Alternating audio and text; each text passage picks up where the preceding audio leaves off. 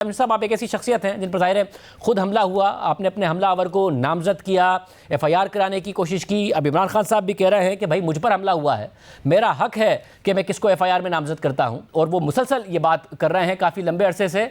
आप क्या समझते हैं, कैसे सारी सूरत हाल को देख रहे हैं? देखें, आपने जो मुझ पर कराची में एक कातराना हमला हुआ था उसका जिक्र किया है, तो जो जब मैंने तो अपने आप पर हमला होने से पहले ही अपनी जो मैनेजमेंट थी उसको पहले से बताया हुआ था कि मेरे पे हमला होगा, और अगर मुझ पे हमला हुआ तो इसमें फ़लाँ जो है वो उसको ज़िम्मेदार करार दिया जाए।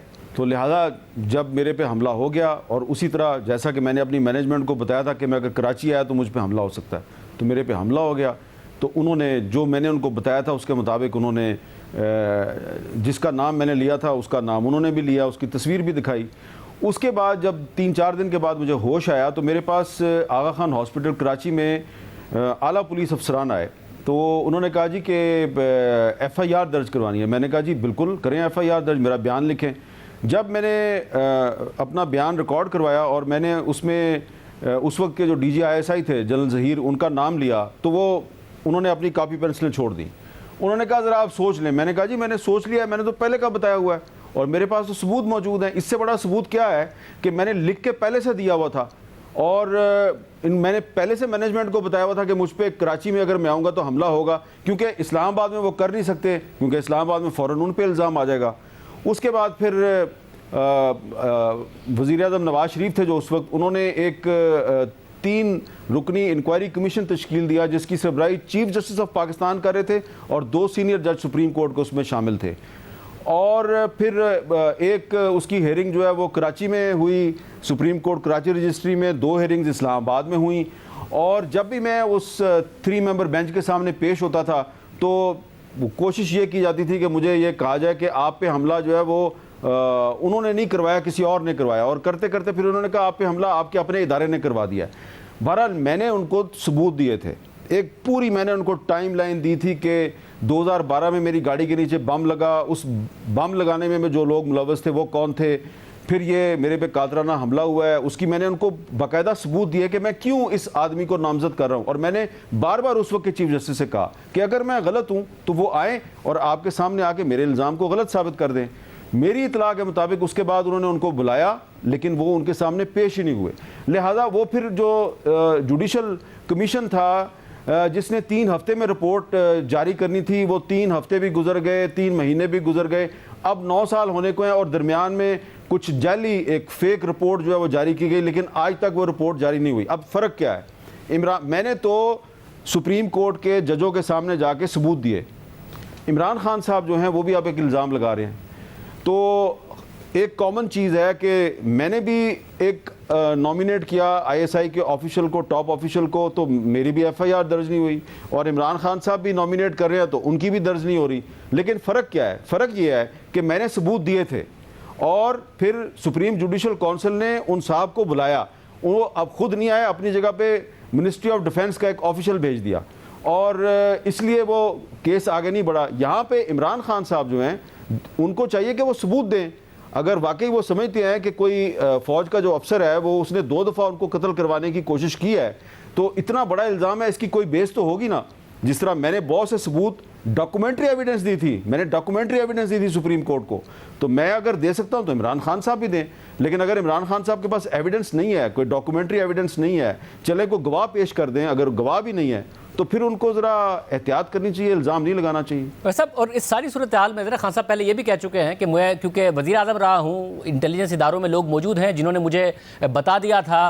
फिर उसके बाद उन्होंने चीफ जस्टिस से भी रिक्वेस्ट की कि इसकी तहकीकात करें वज़ीर आज़म पाकिस्तान शहबाज शरीफ ने, क्योंकि उन्हें भी इमरान खान ने नॉमिनेट किया था। तो क्या चीफ जस्टिस इसकी तहकीकात कर सकते हैं जब इदारा भी कह रहा है कि जी कानूनी कार्रवाई हो बजाय इसके कि इल्ज़ामात हो? उसमें मेरा एक ख्याल है कि एक इंक्वायरी तो होनी चाहिए थी, और इंक्वायरी सिर्फ इमरान खान साहब जिस पे इल्ज़ाम लगा रहे हैं उसकी इंक्वायरी नहीं होनी चाहिए। तहरीक इंसाफ के कुछ रहनुमा जो हैं वो भी ये दावा कर रहे थे कि इमरान खान साहब पे वज़ीराबाद में हमला होगा। मुझे अभी तक याद है कि सेनेटर एजाज चौधरी साहब जो है उन्होंने ये बात कही थी कि इमरान खान पे वज़ीराबाद में हमला होगा, और उन्होंने ट्वीट भी की थी। तो उनकी भी इंक्वायरी होनी चाहिए, उनसे भी पूछें कि आपको कैसे पता था, किसने आपको बताया था। और इमरान खान साहब जिस पे इल्ज़ाम लगा रहे हैं वो उसकी भी इंक्वायरी, लेकिन इमरान खान साहब को सबूत भी तो देना चाहिए ना इसमें, वो सबूत भी दे। इसमें एक और भी चीज़ बड़ी अहम है कि इमरान खान साहब जो हैं वो सिर्फ ये मुतालबा नहीं कर रहे कि मेरी FIR दर्ज की जाए, वो दरमियान में कोशिश करते रहे हैं कि जिस फ़ौजी अफसर पे इल्ज़ाम लगाया है उस फ़ौजी अफसर के साथ वो अपने कुछ करीबी साथियों के ज़रिए उन्होंने रब्ता किया, उनके साथ मुलाकात की और उनके साथ सुलह करने की कोशिश की। और एक जो कोशिश है वो कातलाना हमले के बाद भी की गई और उसका भी सबूत जो है वो मौजूद है, उसकी भी एविडेंस मौजूद है कि कातलाना हमले के बाद भी इमरान खान उस फ़ौजी अफसर के साथ मुलाकात और कम्युनिकेशन की कोशिश करते रहे। वो क्यों करते रहे कोशिश? तो इन सब मामलात की इंक्वायरी होनी चाहिए। और एक फ़र्क भी है, आप देखें कि इमरान खान साहब जब वज़ीर आज़म थे तो दो जो जज साहबान थे उन्होंने उस वक्त के जो ISI के एक ऑफिशियल थे जनरल फैज़ साहब, उनका नाम लिया। जस्टिस शौकत अजीज़ सिद्दीकी साहब जो इस्लामाबाद हाई कोर्ट के जज थे, उन्होंने अपनी एक तकरीर में उनका नाम लिया कि वो मेरे अदालती मामलात में मुदाखलत करते हैं। काजी फैज़ ईसा साहब ने फैज़ाबाद धरना केस में जनरल फैज़ का नाम लिया, तो दोनों के खिलाफ रेफरेंस आ गया। काजी फैज़ ईसा साहब के खिलाफ रेफरेंस ज़रा लंबा चला, लेकिन शौकत अजीज़ सिद्दीकी साहब जो हैं उनके खिलाफ कोई कंप्लेंट नहीं गई। किसी शहरी ने, किसी वकला की तंजीम ने सुप्रीम जुडिशल काउंसिल को रेफरेंस नहीं भेजा, शिकायत नहीं की। आज खुद नोटिस लिया सुप्रीम जुडिशल काउंसिल ने, एक हेयरिंग हुई, 40 मिनट में फारग करके उनको डी नोटिफाई कर दिया गया। तो ज़रा अब आप इसका ज़रा कंपैरिजन करें कि इमरान खान साहब के दौर में जो ISI के अफसरान थे, DGC साहब थे, वो किस तरीके से 40 मिनट के अंदर अंदर एक हाजिर सर्विस जज को फारग करवाते थे, और यहाँ पे 1 साल से इमरान खान साहब और उनके साथी जो हैं वो इल्ज़ामात लगा रहे हैं फ़ौजी अफसरान पे, और वो अभी तक इल्ज़ामात हैं। और आज सिर्फ ISPR ने एक प्रेस रिलीज जारी करके अपना मौक़िफ़ दिया है। तो इमरान खान साहब को चाहिए कि ज़रा ये बताएँ, उनको पूछना चाहिए किसी सहाफ़ी को जो उसका इंटरव्यू करता है उनका, कि बताएं कि आपके दौर में और इस दौर में ये क्या इतना बड़ा फ़र्क है कि आपके दौर में ISI वाले एक हाजिर सर्विस जज को 40 मिनट में फारग करवा देते थे, एक ही हेयरिंग में फारग करवा देते थे। यहाँ पे आपको रोज़ाना अदालतों से ज़मानतें भी मिल रही हैं, आप रोज़ाना फ़ौजी अफसरों पे इल्ज़ामात भी लगा रहे हैं और अभी तक आपका कुछ भी नहीं बिगाड़ा जा सका। और हामिद मीर साहब, ये हुआ क्या है? क्योंकि जब कुछ सहाफ़ियों से मुलाकात में इमरान खान साहब ने इस ख्वाहिश का इज़हार किया कि मैं मामला बेहतर करना चाहता हूँ, मैं तो मिलना चाहता हूँ, आगे से कोई बात ना करना चाहे तो क्या करें, मैं तो तैयार हूँ। फिर ये अचानक ये उनकी तरफ से इल्ज़ामात का सिलसिला शुरू होना, आइंदा अटैक हो सकता है उसकी भी चार्जशीट करना, माजी के हमले की भी करना, क्या कुछ बिगड़ा है अचानक? जब आप कह रहे हैं कि वो तो जिस पर हमले का इल्ज़ाम लगा रहे हैं उनसे भी सुलह करने की दरमियान में कोशिश कर रहे थे, सहाफ़ियों से मुलाकात में आर्मी चीफ से मुलाकात की ख्वाहिश का इज़हार कर रहे थे। देखें ना, फ़र्क यही है कि इमरान खान साहब ने अपना जो 3.5 साल दौरे हुकूमत है उसमें जनरल बाजवा साहब को और जनरल फैज़ को बहुत करीब से देखा, और जनरल बाजवा साहब और जनरल फैज़ जो हैं ये दिन रात सियासत में मुँहमारी करते थे, सियासी मामलात में मुदाखलत करते थे, सियासी जोड़ तोड़ में मसरूफ़ रहते थे। तो इमरान खान साहब ने यही देखा है कि यार ये मुझे 2018 के इलेक्शन में भी इन्होंने आज़ाद उम्मीदवार इकट्ठे करके दिए, मैं पंजाब में भी इनकी मदद से मैंने हुकूमत बनाई, मैंने मरकज़ में भी इनकी मदद से हुकूमत बनाई।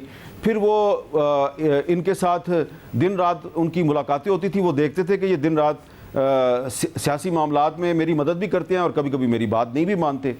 तो जब वो हुकूमत से निकल गए और नए आर्मी चीफ आसिम मुनीर साहब आए, तो इमरान खान साहब का ख्याल था कि जैसे बाजवा साहब थे दिन रात सियासी मुलाकातें करते थे तो ये भी करेंगे, और उन्होंने इनके साथ कोशिश की मुलाकात करने की। इन्होंने जनरल फैसल नसीर के साथ मुलाकात करने की कोशिश की, लेकिन जब इनकी मुलाकातें नहीं हुई तो उसके बाद फिर इन्होंने ये 1-2 दफ़ा, आपको याद है, इन्होंने कहा कि देखें जी, जनरल बाजवा ने बिलावल की शिकायत पे कराची का एक सेक्टर कमांडर तब्दील किया था, मैं 1 साल से कंप्लेन कर रहा हूँ तो ये DGC को तब्दील नहीं किया जा रहा। तो इमरान खान साहब ने पूरी कोशिश की कि फ़ौज की जो इस वक्त क़यादत है इसके साथ मामलात को बेहतर बनाएं, उस बेहतर बनाने के अलावा मुलाकातें करने की कोशिश की। लेकिन जब फ़ौज ने कहा कि प्लीज़ हमें सियासत में मुलवस ना करें और हमें सियासत से दूर रहने दें, और किसी ने मुलाकात नहीं की, तो उसके बाद वो उन पर प्रेशर डाल रहे हैं। लेकिन इसमें कसूर तो पिछली जो फ़ौजी क़यादत है उसका भी है ना, कि वो दिन रात इमरान खान के साथ सियासी मामलात में मुलव्वस थे, उसकी मदद भी कर रहे थे, उसके सियासी मुखालफिन को विक्टिमाइज भी कर रहे थे और इमरान खान उनके साथ ताउन कर रहे थे। इमरान खान साहब ने कुछ जजेस के खिलाफ जो कार्रवाइयाँ की उसमें वो पूरी तरह मुलव्वस थे उन फौजी अफसरान के साथ।